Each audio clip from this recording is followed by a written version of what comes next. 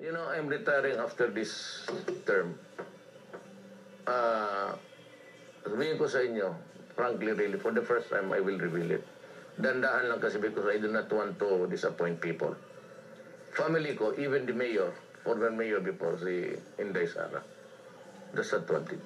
And she has been talking to people, yung mga close sa akin, na do not tempt the gods asking the mayor to run because ang physical, nakikita namin yung tatay namin na lumalakad, meron na talagang, may tama na. So, sakit yung knee kasi na-disgrasya ako.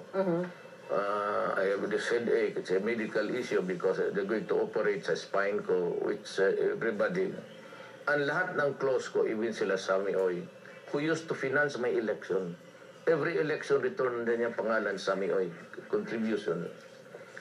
Sabi niya, all of my close friends, sorry, huwag kang tumakbo. I have so many medical issues. And right now, I have a headache. I said I sleep and wake with a headache, wake up with a headache because of my spinal injury sa motor. Ayan, kita mo, pahak talaga. Meron akong compression sa C4, 5, and 6, 7. They need to operate it so that I can be... alam doktor pati yung mga nasa pain patch na fentanyl. It's actually a parang maliit na it's a narcotic to control the pain. And everybody who has cancer use it.